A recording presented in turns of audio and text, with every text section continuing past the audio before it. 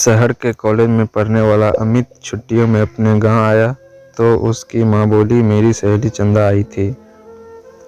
वह और उसकी बेटी रंभा तुझे बहुत याद कर रही थी।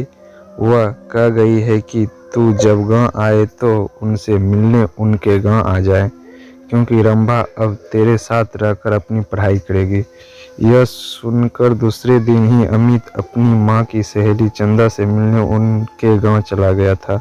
जब अमित वहां पहुंचा तो चंदा और उनके घर के सभी लोग खेतों पर गए हुए थे। घर पर रंभा अकेली थी। अमित को देखकर वह बहुत खुश हुई थी। रंभा बेहद खुशी थी। उसने जब शहर में रहकर अपनी पढ़ाई करने की बात कही तो अमित उससे बोला, तुम मेरे साथ रहकर शहर में पढ़ाई करोगी तो वहाँ पर तुम्हें शहरी लड़कियों जैसे कपड़े पहनने होंगे।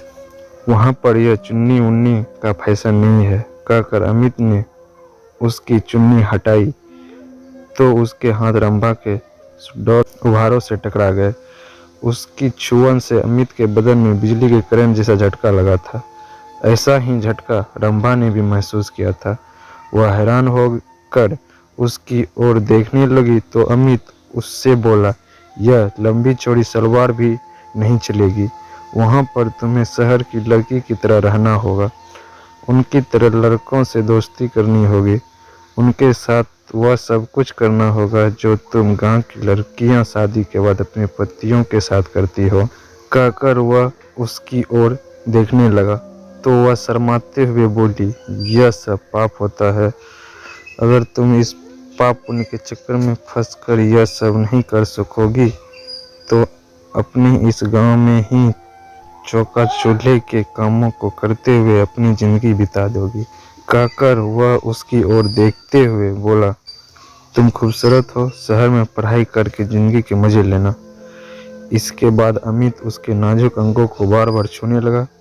उसके हाथों की छुअन से रंभा के तन बदन में बिजली का करंट सा लग रहा था।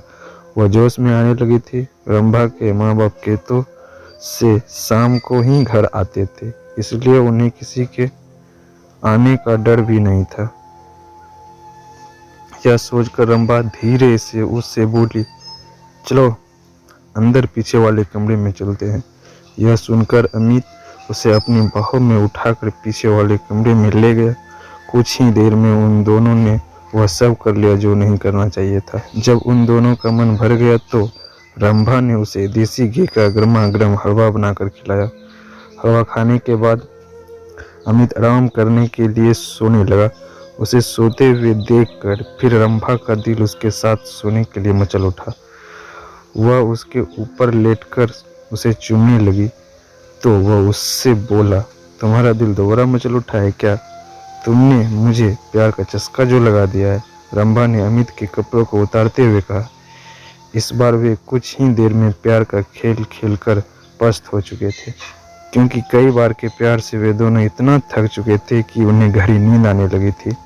शाम को जब रंभा के माँ बाप अपने खेतों से घर लौटे तो अमित को देखकर खुश हुए। रंभा भी उसकी तारीफ करते नहीं थक रही थी।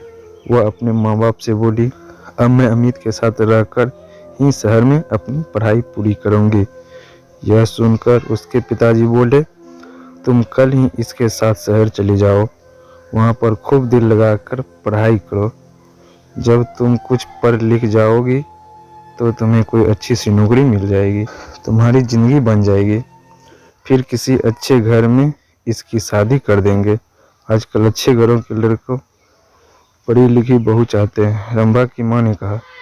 तो अमित बोला, मैं दिन रात इसे पढ़ाकर इतना ज़्यादा होशियार बना दूंगा कि फिर यह अच्छे अच्छे पढ़े लिखों पर भारी पड़ जाएगी। रंभा की माँ ने अमित के लिए खाने को अच्छे अच्छे पकवान बनाए।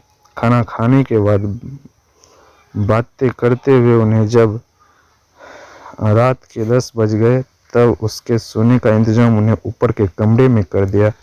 जब अमित सोने के लिए कमरे में जाने लगा तो चंदा रंभा से बोली, कमरे में 2 पलंग है, तुम भी वहीं सो जाना। वहाँ पर अमित से बातें करके शहर के रहन सहन और अपनी पढ़ाई लिखाई के बारे में अच्छी तरह पूछ लेना। यह सुनकर रंभा मुस्कुराते हुए बोली, जब से अमित घर पर आया है तब से मैं उससे खूब जानकारी ले चुकी हूँ। पहले मैं एकदम अनाड़ी थी, लेकिन अब मुझे इतना होशियार कर दिया है कि मैं सब कुछ जान चुकी हूँ कि असली ज़िंदगी क्या होती है। यह सुनकर चंदा खुशी से मुस्कुरा उठी। वे दोनों ऊपर वाले कमरे में सोने चले गए थे। कमरे में जाते ही वे दोनों एक दूसरे पर टूट पड़े। शहर में आकर अमित ने रंभा के लिए नए नए फैशन के कपड़े खरीद दिए, जिन्हें पहनकर वह एकदम फिल्म हीरोइन जैसी फैशनेबल हो गई थी। अमित ने एक कॉलेज में उसका एडमिशन भी करा दिया था। जब उनके कॉलेज खुले तो अमित ने अपने कई अमीर दोस्तों से उसकी दोस्ती करा दी, तो रंभा ने भी अपनी कई सहेलियों से अमित की दोस्ती करा दी।